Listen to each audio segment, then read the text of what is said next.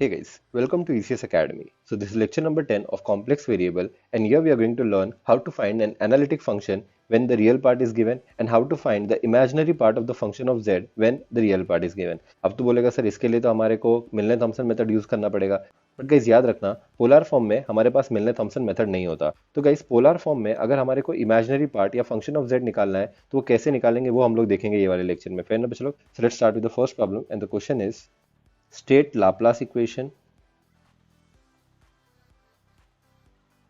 in polar form and verify it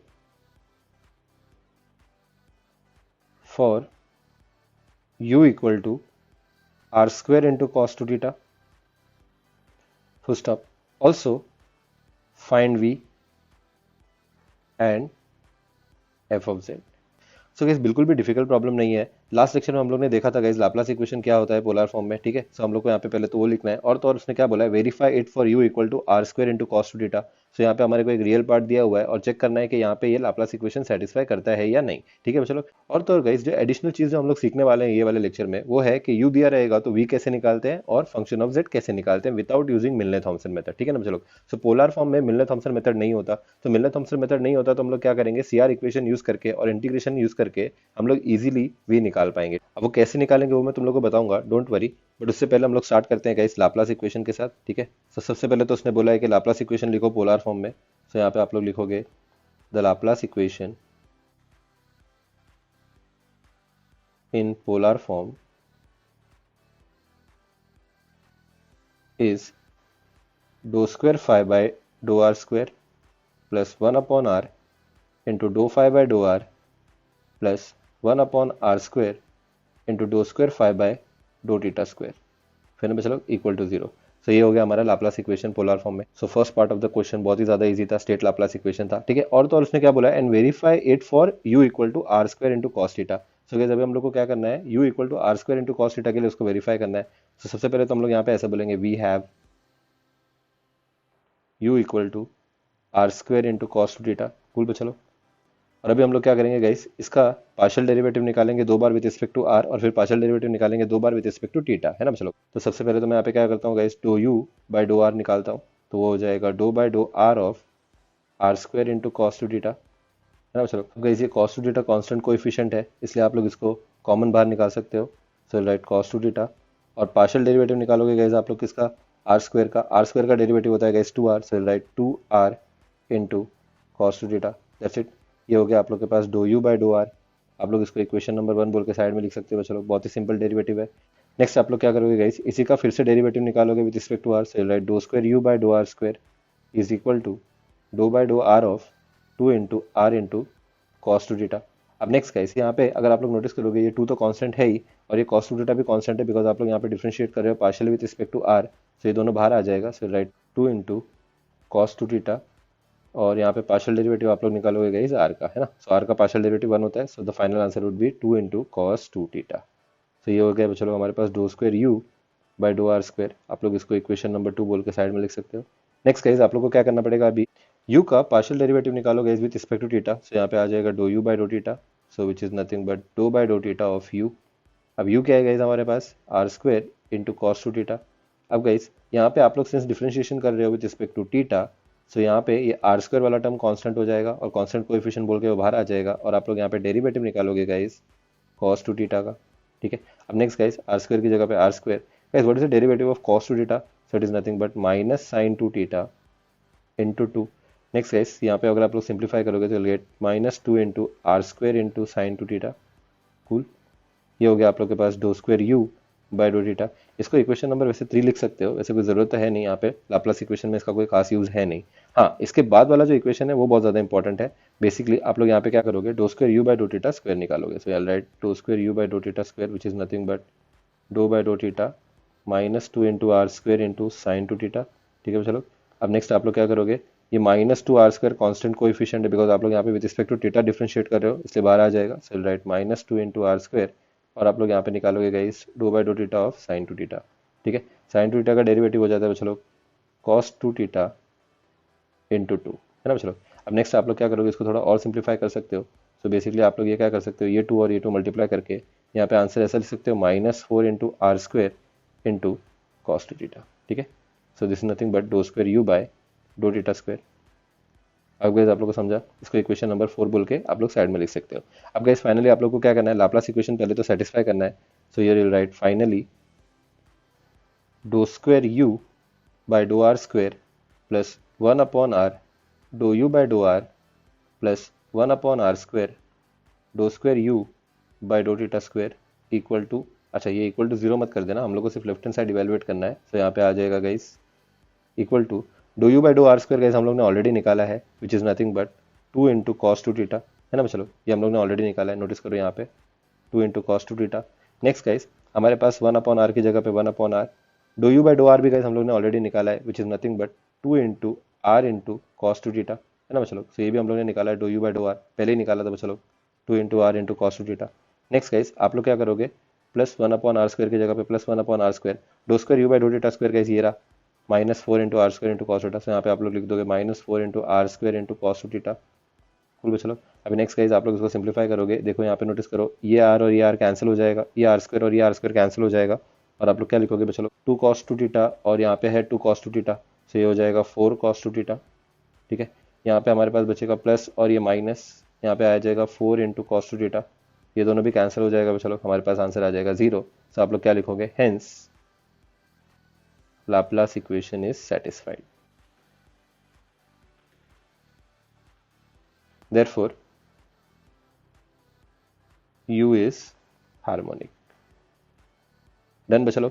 okay guys, once done with this Laplace equation guys, अभी हम लोग क्या करेंगे, नेक्स्ट पार्ट पे जाएंगे। सो नेक्स्ट पार्ट क्या बोल रहा है कि you need to find v मतलब क्या होता है गाइस, हमारा इमेजिनरी पार्ट, और उसके बाद आप लोग को क्या निकालना है, function of z। So guys जैसे हम लोग कार्टेशियन कोऑर्डिनेट में देखते थे कि पहले तो हम लोग फंक्शन ऑफ z निकालते थे और फिर फंक्शन ऑफ z यूज करके हम लोग इमेजिनरी पार्ट निकालते थे, है ना बच्चों। बट पोलर फॉर्म में वैसा नहीं होता है। पोलर फॉर्म में आप लोग को डायरेक्टली पहले तो v निकालना पड़ेगा, दैट इज इमेजिनरी पार्ट, और फिर इमेजिनरी पार्ट यूज करके और रियल पार्ट यूज करके फंक्शन ऑफ z निकालना पड़ेगा। ओके बच्चों, तो यहाँ पे आप लोग लिखोगे वी नो दैट, कोई भी CR equation guys, 2 CR equation है हमारे पास, उसमें से कोई भी एक सीआर इक्वेशन आप यूज कर सकते हो, ठीक है चलो। So let's start with the first CR equation. हम लोग ऐसा बोल सकते हैं do u by do r is nothing but 1/r into do v by dough theta, है ना चलो। ये फर्स्ट सीआर इक्वेशन है, आप लोग चाहिए तो यहाँ पे ऐसा लिख सकते हो सीआर इक्वेशन, ये हमारा पहला वाला सीआर इक्वेशन है। अब नेक्स्ट गाइस यहाँ पे हमारे पास 2 डिफरेंशियल टर्म है, एक तो है dough u by do r और एक दूसरा है do v by dough theta, है ना चलो। इन दोनों में से कौन सा टर्म हमारे पास ऑलरेडी है। सो गाइस अगर आप लोग नोटिस करोगे हमारे पास u दिया हुआ था, तो हम लोग ने do u by do r निकाला था, तो ये हमारे पास है। बट अगर हम लोग बात करते हैं do v by dough theta की, तो ये हमारे पास नहीं है। द रीजन इज हमारे पास इमेजिनरी पार्ट ही नहीं था, और अगर हमारे पास इमेजिनरी पार्ट था ही नहीं तो हम लोग ने do v by dough theta भी नहीं निकाला, फ्रेंड बच्चों। तो यहाँ पे आपके पास 2 डिफरेंशियल टर्म है और उसमें से एक डिफरेंशियल टर्म का वैल्यू आपको पता है ना बच्चों। So do u by do r आपको पता है, सो आप लोग क्या करोगे, इसका वैल्यू सब्स्टिट्यूट कर दोगे। So we have do u by do r as 2 into r into cos two theta, है ना बच्चों, इक्वल टू 1/r की जगह पे 1/r, और do v by dough theta आपको पता नहीं है तो आप यहाँ पे लिखोगे do v by dough theta, है ना बच्चों। अब गाइस आप क्या कर सकते हो, थोड़ा बहुत शफल करना पड़ेगा, और शफल करके आप लोग को सिर्फ लेफ्ट साइड पे डो वी चाहिए वैसा कुछ करो। सो बेसिकली मैं यहाँ पे क्या बोल रहा हूँ बच्चों, ये आर जो दिख रहा है और ये जो डो थीटा दिख रहा है, आप लोग उसको लेफ्ट साइड पे लेके जा सकते हो। सो यहाँ पे आ जाएगा 2 into r into cos two theta, और ये आर यहाँ डिवाइड हो रहा था, यहाँ पे आके मल्टीप्लाई हो जाएगा, और डो थीटा यहाँ पे डिवाइड हो रहा था तो यहाँ पे आके क्या हो जाएगा गाइस, मल्टीप्लाई हो जाएगा। That's it guys. और राइट साइड पे हमारे पास बचेगा खाली डो वी। अब जैसे ही आप लोग को गाइस यहाँ पे एक साइड पे डो वी मिल गया, है ना, बेसिकली यहाँ पे राइट साइड पे आपको डो वी मिल गया, आप लोग क्या कर दो, ये इक्वेशन को इंटीग्रेट कर दो, है ना चलो। सभी आप लोग यहाँ पे ऐसा बोलोगे, integrating both the sides we get. अब तो बोलेगा सर इसको इंटीग्रेट कैसे करेंगे। सो इंटीग्रेशन बहुत ही ज़्यादा सिंपल है बच्चा लोग, यहाँ पे आप लोग पार्शियल इंटीग्रेशन करोगे, है ना। सो बेसिकली यहाँ पे 2 इंटू आर, अगर ये आर और ये आर क्या हो जाएगा, ये हो जाएगा आर स्क्वायर, और यहाँ पे आ जाएगा कॉस टू थीटा, और यहाँ पे आ जाएगा डो थीटा, है ना बच्चा लोग, और यहाँ पे भी आ जाएगा guys integration of do v. So basically मैंने कुछ भी नहीं किया, ये जो टुल्लू वाला साइन दिख रहा है बच्चा लोग, ये सांप वाला साइन मैंने दोनों जगह पे लिख दिया, दैट्स इट। अब गाइस अगर आप लोग नोटिस करोगे राइट साइड पे यहाँ पे कुछ भी नहीं है, मतलब बेसिकली 1 है। So guys what is the integration of 1। सो 1 का इंटीग्रेशन अगर आप लोग विद रिस्पेक्ट टू x निकालते हो तो वो x होता है। 1 का इंटीग्रेशन अगर आप लोग विद रिस्पेक्ट टू z निकालते हो तो वो z हो जाएगा, और अगर आप लोग 1 का इंटीग्रेशन निकाल रहे हो विद रिस्पेक्ट टू v, तो आप लोग के पास आ जाएगा चलो v आ जाएगा, फ्रेंड बच्चों। तो यहाँ पे आप लोग लिख सकते हो v, that's it. Right side पे अगर आप लोग नोटिस करोगे गाइस, ये पार्शियल इंटीग्रेशन है, और यहाँ पे आप लोग को इंटीग्रेशन निकालना है विद रिस्पेक्ट टू थीटा, है ना बच्चों। तो यहाँ पे ये जो 2 है और r स्क्वायर है, ये कांस्टेंट बोल के बाहर आ जाएंगे, है ना बच्चों। तो यहाँ पे आ जाएगा 2r स्क्वायर, और इंटीग्रेशन आप लोग निकालोगे सिर्फ और सिर्फ cos टू थीटा का, और यहाँ पे आ जाएगा do theta. Guys what is the integration of cos two theta. अब cos टू थीटा का इंटीग्रेशन होता है बच्चा लोग sin two theta into 1/2। So integration में ये जो थीटा का कोएफिशिएंट होता है बच्चे लोग 2, वो हम लोग डिवाइड करते हैं। डेरिवेटिव में वही 2 हम लोग मल्टीप्लाई करते हैं, इंटीग्रेशन में वही 2 हम लोग क्या करते हैं गाइस, डिवाइड करते हैं, और आप लोग के पास आ जाएगा प्लस सी। अब ये प्लस सी क्यों आया बच्चे लोग? सो ऑफकोर्स जब भी आप लोग इंटीग्रेशन करते हो तो आप लोग को एक कांस्टेंट ऑफ इंटीग्रेशन लिखना पड़ता है, फिर ना बच्चे लोग। तो बोलेगा सर आपने यहाँ पे प्लस सी राइट साइड पे क्यों नहीं लिखा? सो गाइस हम लोग हमेशा प्लस सी वी के आंसर में लिखते हैं, तो बेसिकली लेफ्ट साइड पे या वी का जो आंसर होता है उसमें हम लोग प्लस सी लिखते हैं। तो वी के पास प्लस सी मत लिखना, वी का इक्वल टू का जो आंसर होगा बच्चे लोग वहाँ पे आप लोग प्लस सी लिखोगे। So you will get equal to v. सो आप लोग इसको ऐसा भी बोल सकते हो, v is equal to 2r² into sine two theta into 1/2 plus c. यहाँ पे ये 2 और ये 2 कैंसिल हो जाएगा बच्चे लोग, और आप लोग के पास v आ जाएगा r² into sine two theta plus c. That's it बच्चे लोग, ये हो गया आप लोग का v। अब नेक्स्ट, एक बार आप लोग ने v निकाल लिया बच्चे लोग, आप लोग को फंक्शन ऑफ z निकालना है। अब फंक्शन ऑफ z निकालना बच्चे लोग दुनिया का सबसे सिंपल काम है। फंक्शन ऑफ z होता क्या है? u प्लस आई वी, है ना बच्चे लोग। u आप लोग के पास है गाइस, क्वेश्चन में आप लोग को u दिया हुआ था बच्चे लोग। क्वेश्चन में u क्या था guys? r² into cos two theta, है ना बच्चे लोग, प्लस i की जगह पे i। गाइस v क्या है हमारे पास? So v is nothing but r² into sine two theta plus c, है ना बच्चे लोग। यहाँ पे ब्रैकेट में आप लोग लिख दोगे। अब आप लोग को चाहिए तो आप लोग क्या कर सकते हो गाइस, ये आई अंदर मल्टीप्लाई कर सकते हो। सो यहाँ पे आप लोग लिख सकते हो r² into cos two theta plus i into r² into sine two theta plus i into c. अभी आई इंटू सी क्या होगा गाइस? कांस्टेंट ही होगा। So let us name it as c1। That's it. चलो ये हो जाएगा हमारा फंक्शन ऑफ z। ठीक है। अब गाइस बहुत बार क्या होता है, आप लोग को जो फंक्शन ऑफ z होता है वो z के फॉर्म में लिखना होता है ना चलो। यहाँ पे अगर आप लोग नोटिस करोगे, फंक्शन ऑफ z में जो रियल पार्ट है और जो इमेजिनरी पार्ट है वो r और थीटा के फॉर्म में दिया हुआ है। बेसिकली हमारे को यहाँ पे r और थीटा चाहिए ही नहीं, ना कि x और y चाहिए, हमारे को z का फॉर्म चाहिए। तो अगर आप लोग को z का फॉर्म निकालना है बच्चों लोग, तो आप एक सिंपल सा स्टेप फॉलो कर सकते हो। वो सिंपल सा स्टेप क्या है बच्चों लोग? जहाँ पे भी r है वहाँ पे आप लोग z पुट कर दो, और जहाँ पे भी थीटा है वहाँ पे आप 0 पुट कर दो। सो मिलर थॉमसन में गए अगर आप लोग नोटिस करोगे, हम लोग x की जगह पे z पुट करते थे और y की जगह पे 0 पुट करते थे। यहाँ पे हम लोग r की जगह पे z पुट कर देंगे और थीटा की जगह पे 0 पुट कर देंगे। सो हमारे पास आ जाएगा guys function of z as r² की जगह पे विल राइट z², cos 0 हो जाएगा गाइस ये, प्लस i की जगह पे आए z² इंटू साइन 0 हो जाएगा गाइस, और यहाँ पे आ जाएगा c1। अब गाइस साइन 0 हमारे पास 0 होता है और cos 0 हमारे पास 1 होता है। सो आपके पास फंक्शन ऑफ z आ जाएगा बच्चा लोग z² plus c1। I hope guys आप लोग को समझ में आया रहेगा कि फंक्शन ऑफ z को z के फॉर्म में कैसे लिखते हैं। तो बेसिकली आप लोग को कुछ भी नहीं करना होता है गाइस, r की जगह पे z और थीटा की जगह पे 0 पुट कर दोगे तो आप लोग को f ऑफ z के फॉर्म में आ जाएगा। दैट्स इट गाइस, ये हो गया हमारा function of z। I hope guys आप लोग को समझ में आया रहेगा कि हम लोग पोलर फॉर्म में पहले इमेजिनरी पार्ट निकालते हैं। बेसिकली हम लोग यहाँ पे v निकालते हैं, this is nothing but v, और फिर v निकालने के बाद f ऑफ z में हम लोग u और v का वैल्यू सब्स्टिट्यूट कर देंगे। u तो क्वेश्चन में आप लोग को दिया रहेगा, v आप लोग ने निकाला रहेगा, आप लोग सब्स्टिट्यूट करके f ऑफ z निकाल सकते हो। ये हो जाएगा बच्चों लोग आप लोग का f ऑफ z का आंसर। हाँ, इसको अगर आपको z के फॉर्म में लिखना रहेगा तो r की जगह पे z, थीटा की जगह पे 0 डाल दो, तो f of z in terms of z भी आ जाएगा। फाइन बच्चों लोग। So now let's start with another problem guys. The question is if u equal to r² into cos 2 theta minus r sin theta is harmonic, find f of z। फिर ना बच्चों, सो बहुत ही simple सा question दिया हुआ है बच्चों लोग यहाँ पे, u equal to r² into cos two theta minus r sin theta, ये अपने को एक रियल पार्ट दिया हुआ है और बोला है कि वो हार्मोनिक है। सो हार्मोनिक है मतलब यहाँ पे ये लाप्लास इक्वेशन सेटिस्फाई करेगा, और मतलब इसका एनालिटिक फंक्शन भी हो सकता है। फिर ना बच्चों लोग, और तो और अपने को वो एनालिटिक फंक्शन निकालना है। So find F of z निकालना है। और एक और चीज नोटिस करो गाइस, यहाँ पे जो u है वो पोलर फॉर्म में दिया हुआ है ना, आप लोग देख सकते हो यहाँ पे सिर्फ और सिर्फ r और थीटा के टर्म्स है। r और थीटा के टर्म्स होते हैं, मतलब हम लोग बोल सकते हैं कि एक पोलर फॉर्म वाला प्रॉब्लम है। फिर ना बच्चों, अब गाइस अगर आप लोग को फंक्शन ऑफ z निकालना होता है पोलर फॉर्म में तो आप डायरेक्टली नहीं निकाल सकते। जैसे मिलर थॉमसन मेथड हम लोग यूज करते थे कार्टेशियन फॉर्म में, यहाँ पे वैसा कोई मेथड है नहीं।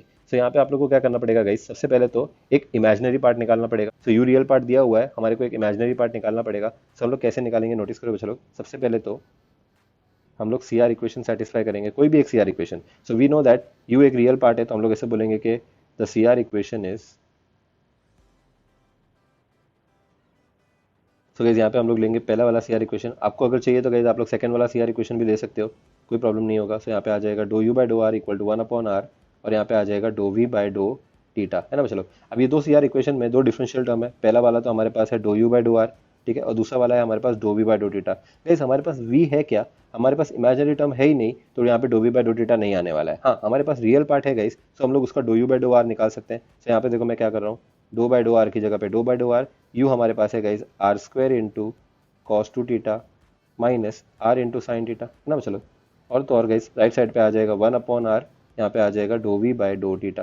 दैट्स इट बच्चा लोग। अब ये डेरिवेटिव आप लोग इजीली निकाल सकते हो, पार्शियल डेरिवेटिव है गाइस, दोनों भी टर्म का डेरिवेटिव आ जाएगा। तो यहाँ पे आंसर आ जाएगा guys 2 into r into cos two theta, और यहाँ पे आ जाएगा guys minus sine theta. That's it, equal to 1 upon r, और यहाँ पे आ जाएगा guys do v by do theta. That's it.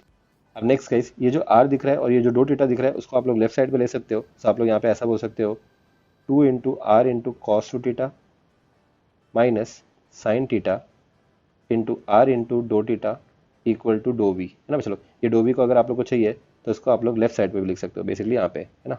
सो ये हो जाएगा do v. So do v equal to 2 into r into cos two theta minus sine theta, और बाहर मल्टीप्लाई हो जाएगा r into do theta. So guys अगर आप लोग क्या करोगे, ये आर को अंदर मल्टीप्लाई करोगे, so what you going to get is do v equal to 2r square into cos two theta minus r into sine theta, और यहाँ पे आ जाएगा गाइस डो टीटा। एक बार गाइस आप लोग को डो वी का आंसर आ गया, अभी आप लोग क्या करोगे, इसको इंटीग्रेट कर दोगे। सो बहुत ही ज़्यादा सिंपल होता है बच्चों लोग वी निकालना। डो वी निकालने के बाद आप लोग को इंटीग्रेट करना है दोनों साइड को। So right integrating both sides, we get, integration निकाल रहे हो बेसिकली आप लोग क्या निकाल रहे हो बच्चों लोग, यहाँ पे टुल्लू का साइन आ जाएगा और यहाँ पे आ जाएगा डो वी। यहाँ पे भी गाइस इंटीग्रेशन निकाल रहे हो 2r square into cos two theta minus r into sine theta, और यहाँ पे आ जाएगा डो टीटा का। फिर ना बच्चों, अब ये इंटीग्रेशन आप लोग कैसे सॉल्व करोगे, बहुत ही ज़्यादा सिंपल है गाइस। लेफ्ट साइड पे कुछ भी नहीं है, मतलब यहाँ पे 1 है, और 1 का integration with respect to v हो जाता है गाइस, स्मॉल वी, है ना। तो आप लोग यहाँ पे लिख सकते हो वी इज इक्वल टू, अब गाइस हमारे पास यहाँ पे दो टर्म है 2r square into cos two theta और r इंटू साइन टीटा, तो दोनों का इंटीग्रेशन निकाल लो partially with respect to theta. Okay, so यहाँ पे आ जाएगा 2r square into cos two theta, और यहाँ पे d theta minus integration of r into sine theta, और यहाँ पे आ जाएगा डो टीटा। नेक्स्ट गाइस, अगर आप लोग नोटिस करोगे यहाँ पे जो हम लोग इंटीग्रेशन निकाल रहे हैं वो विद रिस्पेक्ट टू टीटा निकाल रहे हैं पार्शियली, है ना। सो ये जो 2r स्क्वायर है वो बाहर चला जाएगा, सो राइट 2r स्क्वायर, और कॉस टू टीटा का हम लोग क्या निकालेंगे गाइस, इंटीग्रेशन निकालेंगे पार्शियली। नेक्स्ट गाइस, यहाँ पे r कांस्टेंट कोएफिशिएंट है, बाहर आ जाएगा, है ना। चलो अभी आप लोग क्या करोगे, इंटीग्रेशन निकालोगे साइन टीटा का, और यहाँ पे आ जाएगा do theta. Next guys, 2r square की जगह पे 2r स्क्वायर, और कॉस टू टीटा का जो इंटीग्रेशन होता है बच्चों लोग वो होता है हमारे पास sine two theta into 1/2। Next minus r की जगह पे आर, गाइस साइन टीटा का जो इंटीग्रेशन होता है वो होता है हमारे पास minus cos theta. That's it guys, और यहाँ पे आ जाएगा प्लस सी। अब ये प्लस सी क्यों, बिकॉज आप लोग जब इंटीग्रेशन निकालते हो तो आपको लास्ट में क्या डालना पड़ता है guys, plus c. That's it, ये हो गया आप लोग का वी का आंसर। आप लोग क्या कर सकते हो गाइस, ये 2 और ये 2 कैंसिल कर सकते हो, और ये नेगेटिव और ये नेगेटिव पॉजिटिव कर दोगे। So what you are going to get is v is equal to, और यहाँ पे आ जाएगा r square into sine two theta, next minus minus plus हो जाएगा, और यहाँ पे आ जाएगा आर इंटू कॉस टीटा, और यहाँ पे आ जाएगा प्लस सी। दैट्स इट बच्चा लोग, ये हो गया आप लोग का v, that is nothing but the imaginary part. I hope guys आप लोग को समझ में आया रहेगा कि यहाँ पे हम लोग ने v कैसे निकाला। सो पोलर फॉर्म में v बहुत ही ज्यादा इजीली आ जाता है बच्चा लोग। आई होप गाइस आप लोग को समझ में आया रहेगा। नेक्स्ट गाइस आप लोग को क्या करना है, फंक्शन ऑफ z निकालना है ना।